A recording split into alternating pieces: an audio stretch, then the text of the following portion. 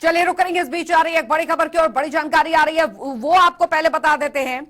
लखनऊ से बड़ी खबर आ रही है जहां पर प्रदेश अध्यक्ष चौधरी का लखनऊ दौरा। आपको बता दें, प्रदेश अध्यक्ष बनने के बाद लखनऊ में उनका ये आगमन, उनके स्वागत के लिए तैयारियां जो है वो पूरी कर ली गई है। तो लखनऊ से बड़ी खबर आ रही है, बीजेपी प्रदेश अध्यक्ष भूपेंद्र चौधरी का लखनऊ आगमन और उनके आगमन से पहले तैयारियां पूरी कर ली गई है। बीजेपी प्रदेश कार्यालय पहुंचेंगे भूपेंद्र सिंह। बता दें आपको, सीएम योगी और दोनों डिप्टी सीएम भी मौजूद रहेंगे। प्रदेश संगठन महामंत्री धनपाल भी मौजूद रहेंगे उनके साथ। ये इस वक्त की बड़ी खबर जो है वो हम आपको बता रहे हैं। तो प्रदेश संगठन महामंत्री धनपाल भी मौजूद रहेंगे। इस मौके पर प्रदेश अध्यक्ष भूपेंद्र चौधरी का लखनऊ आगमन और उससे पहले जो है उनके स्वागत के लिए तैयारियां जो है वो पूरी कर ली गई हैं। बीजेपी कार्यालय पहुंचेंगे प्रदेश अध्यक्ष, सीएम योगी और दोनों डिप्टी सीएम भी मौजूद रहेंगे। ये इस वक्त की बड़ी खबर आपको बता रहे हैं। तो प्रदेश अध्यक्ष भूपेंद्र चौधरी का ये लखनऊ आगमन और उससे पहले जो है तैयारियां पूरी कर ली गई हैं। बीजेपी कार्यालय पहुंचेंगे प्रदेश अध्यक्ष, उनके स्वागत की तैयारी पूरी कर ली गई है। सीएम योगी और दोनों डिप्टी सीएम भी इस मौके पर मौजूद रहेंगे। तो प्रदेश अध्यक्ष भूपेंद्र चौधरी का लखनऊ आगमन,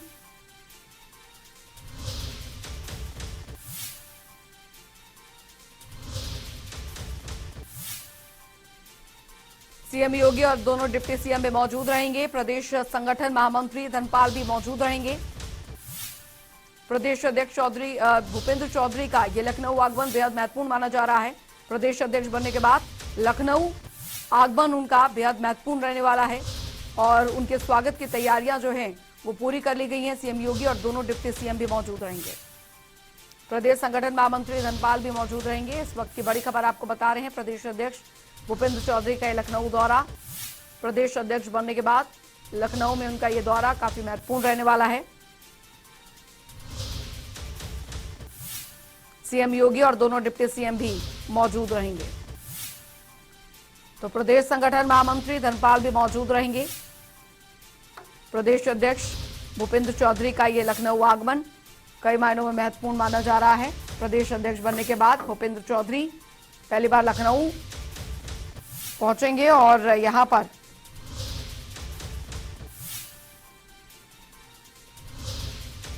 उनके आगमन की पूरी तैयारियां जो हैं वो कर ली गई हैं। ये इस वक्त की बड़ी खबर आ रही है। तो बीजेपी कार्यालय में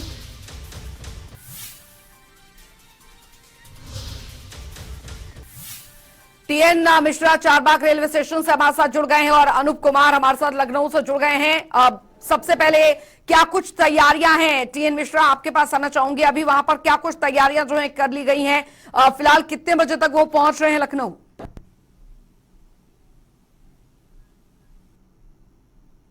भूपेंद्र सिंह चौधरी जी के आने के लिए रेलवे ने बड़ी भारी पैमाने तैनाती कर रखी है। बहुत बड़ी संख्या में फोर्स तैनात करने साथ कार्यकर्ताओं की बहुत भीड़ इकट्ठा हो रही है जी। होर्डिंग्स और बैनर से सड़कें यहां से लेकर विधानसभा तक पटी हुई हैं। सबसे बड़ी चीज है कि शताब्दी एक्सप्रेस जिससे भूपेंद्र सिंह जी आ रहे हैं वो कल लखनऊ 6 घंटे लेट आई थी। इसको देखते हुए रेलवे ने आज उसका रूट चेंज कर दिया है। जहां पर नॉन इंटरलॉकिंग का काम चल रहा है वहां पर काम बंद करके शताब्दी को आज अपने डायरेक्ट रूट से करके राइट टाइम लाने के लिए प्रबंध कर दिए गए हैं, जिससे कि कार्यकर्ताओं को जगह जगह स्वागत करने में दिक्कतें न हो और ये ध्यान रखते हुए रेलवे ने काम किया है। जी बिल्कुल बिल्कुल। रेलवे स्टेशन पे चारों तरफ होर्डिंग्स बैनर्स लगाने के साथ ही जी टीएन मिश्रा तस्वीरें भी हमें आप दिखाते रहे। फिलहाल वहां पर किस तरीके की व्यवस्था जो है वो की गई है, सुरक्षा का घेरा किस तरीके से बनाया गया है? हाँ, मैं अपने कैमरामैन आशीष कश्यप जी से कहूंगा कि सारी जो है व्यवस्था दिखाएं, क्या क्या इंतजाम है, कितनी सुरक्षा व्यवस्था है और किस तरह यहाँ पे स्टेशन इंतजाम किए गए। हाँ, श्री सिंह दिखा रहे होंगे। भारी तादाद में कार्यवाहक एसपी हमारे सिन्हा जी के साथ ही पूरी टीम मौजूद है यहाँ पर। पूरे जो टीएन मिश्रा आपके पास मैं लौटूंगी। अनूप भी हमारे साथ लगातार बने हुए हैं।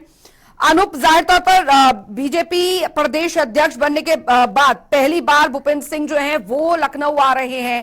तैयारियां जो है जोरों शोरों से चल रही हैं। पार्टी कार्यालय में भी पूरी तैयारियां कर ली गई हैं उनके स्वागत को लेकर, लेकिन रेलवे स्टेशन से प्रदेश कार्यालय तक का उनका किस तरीके से जो सफर है वो वहां पर रहेगा, क्या तैयारियां जो है कर ली गई हैं? पार्टी कार्यालय में कार्यकर्ताओं में कितना उत्साह देखने को मिल रहा है? देखिए अंजलि, हम इस वक्त पार्टी कार्यालय में खड़े हैं। कुछ तस्वीरों के माध्यम से आपको कुछ बताने की कोशिश करूंगा। ये छोटा सा एक पंडाल बनाया गया है, वाटरप्रूफ है, ताकि मौसम की नजाकत को देखते हुए बनाया गया है। बीच में एक छोटी सी गली है। चूंकि कार्यकर्ताओं का यहाँ पर एंट्री नहीं होगी कार्यालय में, इतनी जगह नहीं, क्योंकि कार्यकर्ताओं की भीड़ बहुत ज्यादा होने वाली है। मंच पर जो कुर्सी लगी है उस पे दोनों डिप्टी सीएम और प्रदेश अध्यक्ष जो नए हैं भूपेंद्र चौधरी वो वहां पर रहेंगे।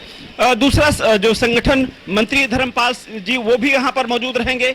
अब छोटे मोटे जो वीआईपी जो लोग हैं वो यहाँ पर आना शुरू हो चुका है। मंत्रियों का यहाँ पर रहेंगे। बाकी कार्यकर्ताओं को जब वहां से 12:30 बजे शताब्दी एक्सप्रेस से भूपेंद्र चौधरी उतरेंगे तो सबसे पहले रास्ते में जो भी प्रतिमाएं हैं वो सबसे पहले जो पंडित वहां पर दीनदयाल उपाध्याय की जो प्रतिमा यहाँ पर है वहां पर जाएंगे। जो उसके बाद फिर महाराणा प्रताप की जो मूर्ति मिलेगी वहां पर पहुंचेंगे, माल्यार्पण करेंगे। उसके बाद फिर हजरतगंज धीरे धीरे पहुंचेंगे जाकर के। कुछ तस्वीरें बाहर की भी दिखाने की कोशिश करूंगा कि किस तरीके से बाहर तैयारियां की गई हैं, किस तरीके से प्लानिंग की गई है, क्योंकि रास्ते में कई महापुरुषों की मूर्ति पड़ेगी। उस पर माल्यार्पण करते हुए एक संदेश देने की कोशिश करेंगे, क्योंकि प्रदेश अध्यक्ष बनने के बाद वो अपने कर्म भूमि पर पहली बार आ रहे हैं भूपेंद्र चौधरी। तो इसलिए सभी को ध्यान में रखते हुए, सभी जातियों को साधते हुए सब जो प्लानिंग की गई है, ये विधानसभा का मुख्य मार्ग है। विधानसभा के सामने आप देख सकते हैं सांस्कृतिक कार्यक्रम के लिए एक बोर्ड वहां पे मंच बनाया गया है, जिसमें यहाँ पर सांस्कृतिक कार्यक्रम हो रहे होंगे। जब भूपेंद्र चौधरी यहाँ से निकल रहे होंगे तो मंगल गीत गाए जा रहे होंगे। स्वागत को लेकर यहाँ पर भी भव्य तैयारियां की गई हैं और आपको कुछ बोर्ड होर्डिंग और पोस्टर भी दिख रहे होंगे किस तरीके से चारबाग रेलवे स्टेशन से और मुख्य मार्ग यहाँ हजरतगंज चौराहे तक होर्डिंग और पोस्टर से जब लगातार देख सकते हैं लगातार लगाए गए हैं। इसमें जो कार्यकर्ता हैं या फिर नेता हैं अपनी भागीदारी को लेकर के, अपनी उपस्थिति को लेकर के ये होर्डिंग पोस्टर लगाए गए। निश्चित रूप से ये काफी खुशी का पर्व उनके लिए भी है, खुशी हो रही है, क्योंकि उनके प्रदेश अध्यक्ष नए के रूप में आ रहे हैं, नए जोश के साथ में आ रहे हैं, उत्तर प्रदेश में नई ऊर्जा के साथ में आ रहे हैं और 2024 की लड़ाई के उनके लिए लक्ष्य है। उसमें किस तरीके से काम करते फिलहाल अब उत्तर प्रदेश में के बाद अपनी जो टीम है क्या उस पर भी बदलाव करेंगे या फिर इसी टीम के साथ में प्रदेश अध्यक्ष काम करेंगे, ये सब तमाम चीजें हैं। क्योंकि अभी उनके पास मंत्री पद भी है, उसको भी उनको छोड़ना पड़ेगा। उसके बाद पूरी तरीके से प्रदेश अध्यक्ष का पद जो निर्वहन करेंगे और साथ ही साथ उत्तर प्रदेश में चूंकि 2024 का लक्ष्य है, ऐसे में उत्तर प्रदेश में किस तरीके से रणनीति बनाए, खासकर जो भूपेंद्र चौधरी को बीजेपी ने प्रदेश अध्यक्ष बनाया है, तो पश्चिम में जिस तरीके से उनकी पकड़ है, पश्चिम के जाटों के नेता माने जाते हैं। और भारतीय जनता पार्टी आपने देखा पहले उपराष्ट्रपति जगदीप धनखड़ को बनाया, वो भी जाट समाज से आते हैं। उसके बाद उत्तर प्रदेश की जो संगठन की बागडोर है वो जाट के मतलब भूपेंद्र चौधरी के हाथों सौंपी है। तो एक बड़ा एक संदेश है कि जो पश्चिम में किसान ज्यादातर वहां पर जाट हैं, क्योंकि गन्ने खेती होती है। एक तीर से दो निशाने भाजपा ने खेले हैं। पश्चिम में एक तो जाट समाज जो है वो भी कहीं न कहीं भाजपा की तरफ रुझान करेगा। दूसरा जो किसान नाराजगी थी, एक बड़ा तबका नाराज था, वो उसमें ज्यादा से ज्यादा जो किसान वहां पर है वो जाट समाज के पश्चिम में आते हैं। तो ऐसे में भाजपा की कोशिश की है कि एक तीर से दो निशाने खेले जाएं ताकि बीजेपी को अधिक बल मिले और साथ ही साथ ओबीसी जो को एक बड़ा तबका है वो बीजेपी के साथ में रहे। जो 2022 में चुनाव परिणाम आया है, बीजेपी के लिए थोड़ा पश्चिम में मुश्किल पड़ी है, उसकी राह से आसान हो जाए। ये सब तमाम चीजों को लेकर जो मंथन हुआ उसके बाद अब अंतिम मुहर केंद्र की लगी है। अनूप, कार्यकर्ताओं का उत्साह जो है वो बता रही हैं ये तस्वीरें कि किस तरीके से प्रदेश अध्यक्ष के पहुंचने से पहले की तैयारियां जो है वो ये बता रही हैं। लेकिन 2024 के चुनाव को अगर देखा जाए तो उत्तर प्रदेश को लेकर, उत्तर प्रदेश की राजनीति को लेकर ये कहना यहाँ पर सही होगा कि जो एक पृष्ठभूमि है वो यहाँ पर तैयार करनी शुरू कर दी गई है उत्तर प्रदेश बीजेपी की तरफ से।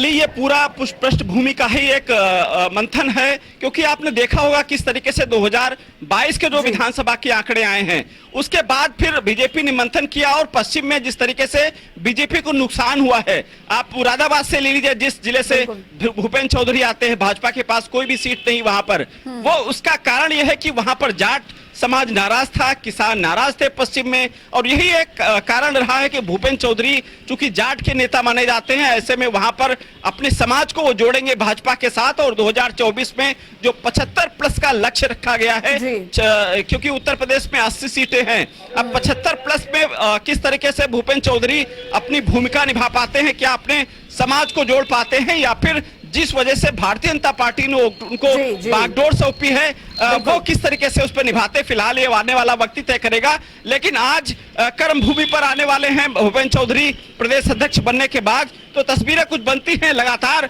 जो कार्यकर्ताओं का जोश है, या पुलिस सुरक्षा का आप देख सकते हैं कि लगातार पुलिस के अफसर भारतीय जनता पार्टी कार्यालय के इर्द गिर्द सुरक्षा व्यवस्था की भी जायजा ले रहे हैं। भारतीय जनता पार्टी में इतनी जगह यहाँ पर नहीं है कि कार्यकर्ताओं का इसमें प्रवेश कराया जा सके, और इसी वजह से जो चारबाग से जो इस रास्ते पे जो कार्यकर्ता आएंगे, उनके साथ उत्साह के साथ में उनको रिसीव करेंगे। रिसीव करने के बाद जब पार्टी कार्यालय आएंगे तो उन कार्यकर्ताओं को इसी गेट पर रोक लिया जाएगा।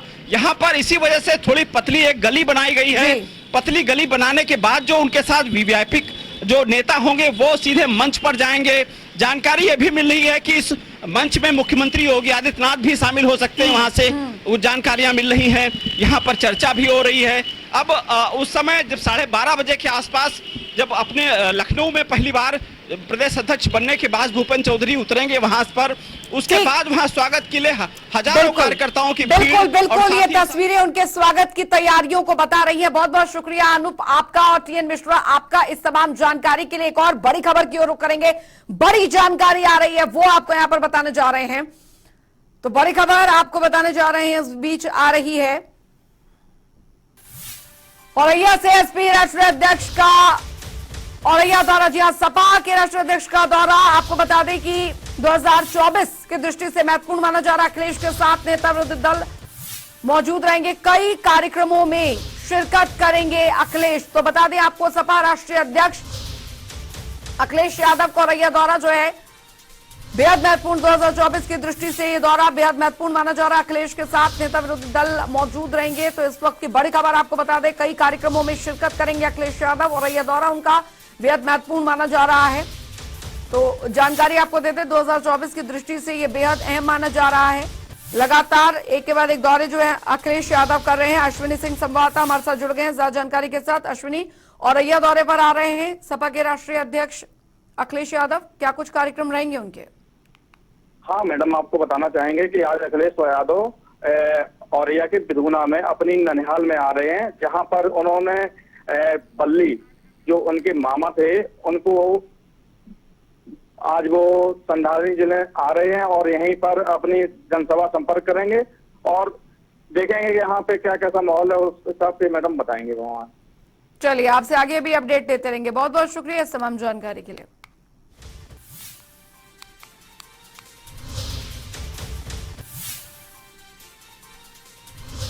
तो बड़ी खबर 2024 की दृष्टि से अखिलेश यादव का औरैया दौरा बेहद महत्वपूर्ण माना जा रहा है। बड़ी जानकारी आपको दे रहे हैं, कई कार्यक्रमों में शिरकत करेंगे अखिलेश यादव और सपा के राष्ट्रीय अध्यक्ष का ये औरैया दौरा जो कि काफी महत्वपूर्ण माना जा रहा है, 2024 की दृष्टि से बेहद महत्वपूर्ण माना जा रहा है। बढ़ेंगे आगे। बीते दिनों देश के प्रधानमंत्री नरेंद्र मोदी ने हैदराबाद का दौरा किया था। बता दें आपको कि ये काफी अहम दौरा जो था उनका रहा है और जहां पर आपको जानकारी यहां पर दे दें, क्योंकि काफी महत्वपूर्ण भी उनका ये दौरा रहा था और साथ ही इस दौरे को लेकर भी दरअसल उन्होंने यहां पर पसमादा मुस्लिम समाज को जोड़ने के लिए और पसमादा मुस्लिम समाज के हित के लिए बयान दिया था, जिसके बाद जहां एक तरफ पसमादा मुस्लिम समाज के बहुत सारे नए संगठन बनने शुरू हो गए हैं, तो वहीं लगभग 20 सालों से पसमादा मुस्लिम समाज के हित के लिए जमीनी लड़ाई लड़ने वाले मुस्लिम समाज के राष्ट्रीय अध्यक्ष पूर्व राज्य मंत्री अनीस मंसूरी आज गाजियाबाद आए, जिनसे हमारे संवाददाता ने खास बातचीत की। पसमानदा मुस्लिम समाज का जहां एक तरफ बहुत बड़ा एक दल बना हुआ है, संगठन बना हुआ है सरकार उत्तर प्रदेश के अंदर बनाने के लिए, वहीं पूर्व राज्य मंत्री और गाजियाबाद में आए हुए हैं यहाँ पर, और कहीं ना कहीं पसमानदा मुस्लिम समाज को कई सालों से लेकर चल रहे हैं। और अनीस मंसूरी आज गाजियाबाद यहाँ पर एक निजी प्रोग्राम था जो दल को लेकर था, उसको लेकर यहाँ आए हुए, उनसे जान लेते हैं। सर, प्रधानमंत्री नरेंद्र मोदी जी ने हैदराबाद के अंदर पसमानदा मुस्लिम समाज को एकजुट करने के लिए एक भाषण दिया था, स्पीच दी थी, उसके बारे में क्या कहना चाहेंगे? पसमानदा मुस्लिम समाज एक सामाजिक संगठन है जो उत्तर प्रदेश समेत सभी देश के सभी राज्यों में काम कर रहा है, और 8 राज्यों में हमने पूरे संगठन का विस्तार कर दिया है। जिस तरीके से पसमानदा मुस्लिम समाज अपनी समस्याओं को लेकर हमेशा सुर्खियों में रहा, चर्चा में रहा, तो पसमानदा मुस्लिम समाज ने बहुजन समाज पार्टी की 2007 में सरकार बनाई, उनको कुछ नहीं मिला। 2012 में समाजवादी पार्टी की सरकार बनाई, उनको कुछ नहीं मिला। इसलिए पसमानदा मुस्लिम समाज के लोगों के अंदर कहीं ना कहीं निराशा थी। उसके चलते जिस तरीके से हैदराबाद में माननीय प्रधानमंत्री जी ने पसमानदा मुस्लिम समाज के हक अधिकार के लिए उनको साथ में जोड़ने के लिए, उनके बीच पैठ बनाने के लिए, उनको वंचित समाज मान करके उनको अपने साथ जोड़ने के लिए, तमाम सरकारी सुविधाओं दिलाने के लिए अपने कार्यकर्ताओं को निर्देश दिए, तो उनकी फिक्रमंदी से लगता है कि पसमानदा मुस्लिम समाज की समस्याओं को माननीय प्रधानमंत्री जी ने ठीक से समझ लिया है, उसका अध्ययन कर लिया है। और देश के प्रधानमंत्री जी अपने अध्ययन के, अपने समझ के मुताबिक कोई बात करते हैं, तो कहीं ना कहीं जिस तरीके से विधानसभा लोकसभा में 19 के लोकसभा के चुनाव में मुसलमानों ने उन्हें 5% वोट दिया, और 2022 के विधानसभा के चुनाव में मुसलमानों ने उन्हें 8% वोट देने का काम किया। ये माननीय प्रधानमंत्री जी इस बात को मानते हैं कि हमें इतना वोट मिला, तो कहीं ना कहीं वो उनको लगा कि ये पसमानदा मुसलमानों का ही वोट है जो वंचित और गरीब और परेशान तबका है। ये हमारी सरकारी कार्य योजनाओं का लाभ पा करके और हमको वोट देने का काम किया, इसलिए उनको उम्मीद बढ़ी कि अगर हम पसमानदा वंचित समाज के बीच में जाकर उनको जोड़ेंगे तो 2024 का रास्ता मेरे लिए आसान हो जाएगा और ये पसमानदा समाज देश की मुख्य धारा से जुड़ सकेगा। तो साफ तौर पर जाहिर है कि 2024 का जो चुनाव है मोदी जी का, वो कहीं ना कहीं अगर पसमानदा मुस्लिम समाज की बात मानी जाती है तो कहीं ना कहीं उनके साथ जाएगा। देखिए, हमारी पसमानदा मुस्लिम समाज की समस्याओं को कह देने से हल नहीं होना है, उन समस्याओं को हल करना पड़ेगा, काम करना पड़ेगा। और मानी सी चलिए रुक करेंगे, इस बीच आ रही है एक बड़ी खबर की ओर, बड़ी जानकारी आ रही है, वो आपको बताने जा रहे हैं। बड़ी खबर, एक ही परिवार के 5 लोगों की हत्या, मां, पत्नी और 3 बच्चों की हत्या की गई।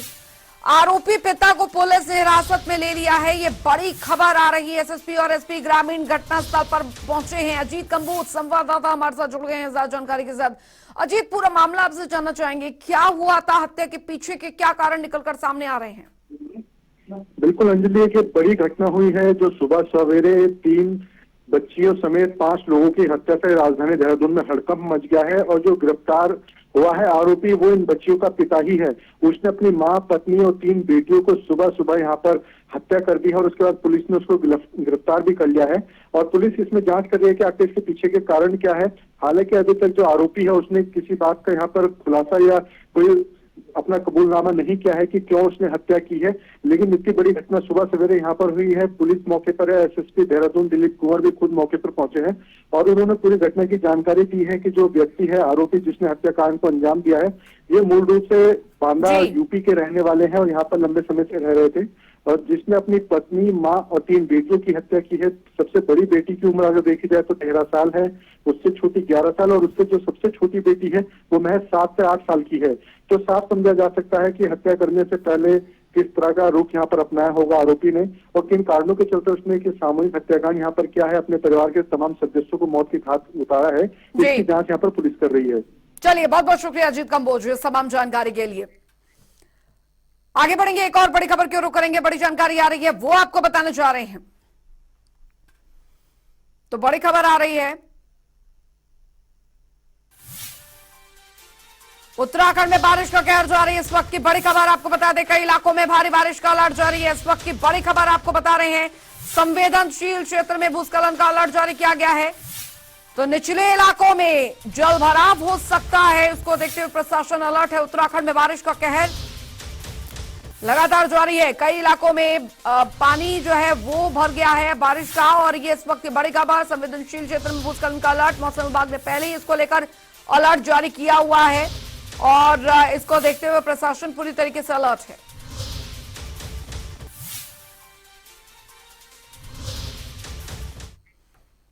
एक और बड़ी खबर की ओर रुख करेंगे। बड़ी जानकारी इस बीच आ रही है, वो आपको यहां पर बताने जा रहे हैं। बड़ी खबर देहरादून से आ रही है, जहां पर राजपुर के काठ बंगला में जहां मकान, इस वक्त की बड़ी खबर आ रही है। आपको बता दें, जानकारी आ रही है कि मलबे में मृतकों में एक बच्चा भी शामिल है। मलबे में दबने से मौत हुई है।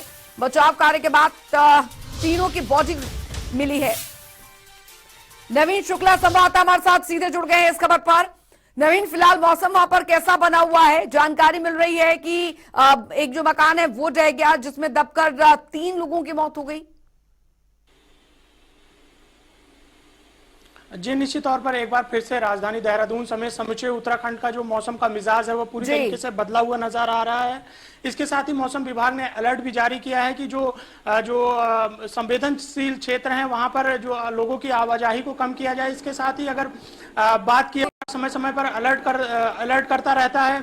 इसके साथ ही अगर राजधानी देहरादून की बात करें तो राजधानी देहरादून के काठ बंगले स्थित जगह पर एक मकान ढह गया है, जिसमें 3 लोगों समेत एक बच्चा वहां पर दबा हुआ है। एसडीआरएफ की टीम लगी हुई है। इसके साथ ही खुद डीएम वहां पहुंचे हुए हैं, कैबिनेट मंत्री गणेश जोशी वहां पर पहुंचे हुए हैं। तो साफ तौर पर अधिकारियों को निर्देशित किया गया है कि जल्द से जल्द जो राहत और बचाव कार्य इसको शुरू किया जाए। इसके साथ ही मौसम विभाग ने साफ तौर पर अलर्ट किया है कि जो मैदानी क्षेत्र है वहां पर भी क्योंकि बारिश होती है तो कहीं ना कहीं नदियां बढ़ जाती हैं, तो वहां पर जो लोग हैं वो लोगों को दूर रखने की बात मौसम विभाग ने की है। एसडीआरएफ की टीम को अलर्ट रखा गया है। पुलिस प्रशासन पूरी तरीके से अलर्ट है।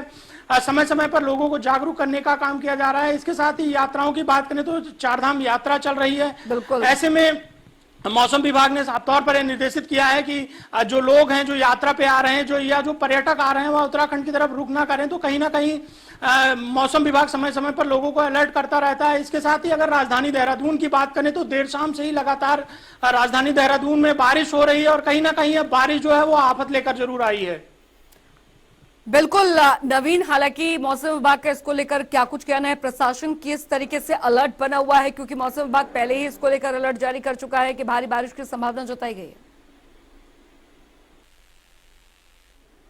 जी, निश्चित तौर पर मौसम विभाग ने साफ तौर पर अलर्ट जारी किया है कि उत्तराखंड के कई संवेदनशील क्षेत्र हैं जहां पर बारिश काफी तेज बारिश हो सकती है। इसके साथ ही अगर नैनीताल जिले की बात करें, चंपावत जिले की बात करें या फिर पर्वतीय जिलों की तमाम जिलों की जो बात की जाए तो वहां पर लगातार बारिश हो रही है।